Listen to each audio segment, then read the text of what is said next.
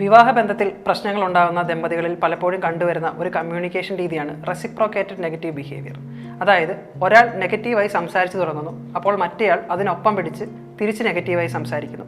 അതൊരു chain reaction പോലെ പോയി അവസാനം അതൊരു വലിയ വഴക്കിലേക്ക് എത്തുന്നു. ഉദാഹരണത്തിന്, ഒരു പങ്കാളി മറ്റേയാളോട് ഒരു കാര്യം ചെയ്യാൻ ഏൽപ്പിച്ചിരുന്നു. പക്ഷേ എന്തോ കാരണത്താൽ അയാൾക്കത് ഭംഗിയായി ചെയ്യാൻ പറ്റിയില്ല. സ്വാഭാവികമായും ജോലി ഏൽപ്പിച്ച പങ്കാളി തന്നെ കുറ്റപ്പെടുത്തും എന്ന് അയാൾ മനസ്സിൽ ചിന്തിക്കുന്നു. ഈ ജോലി ഏൽപ്പിച്ച പങ്കാളി തിരിച്ചു വരുമ്പോൾ മറ്റേ കാര്യം എന്തായി എന്ന് വളരെ സ്വാഭാവികമായി ഒരു ന്യൂട്രൽ ടോണിൽ ചോദിക്കുന്നു. പക്ഷേ കുറ്റപ്പെടുത്തൽ പ്രതീക്ഷിച്ചിരുന്ന പങ്കാളി ഇതിൽ പോലും ഒരു കുറ്റപ്പെടുത്തലിൻ്റെ സ്വരം ധ്വനിപ്പിക്കുന്നതായിട്ട് തോന്നുന്നു. മറ്റേയാൾ പണ്ട് ചെയ്ത വേറെ ഏതോ ഒരു കുറ്റം അവിടെ എടുത്തിടുന്നു. ഇങ്ങനെ അങ്ങോട്ടും ഇങ്ങോട്ടും പറഞ്ഞ് അതൊരു വലിയ വഴക്കിലേക്ക് പോകുന്നു. ഇങ്ങനെ ഒരു പ്രശ്നമാകാം പലപ്പോഴും ദാമ്പത്യ ബന്ധത്തിലുണ്ടാകുന്നത്. ഇതിനെ നമ്മൾ പരിഹരിക്കുന്നത് മാരിറ്റൽ തെറാപ്പി അഥവാ കപ്പിൾ തെറാപ്പിയിലൂടെയാണ്.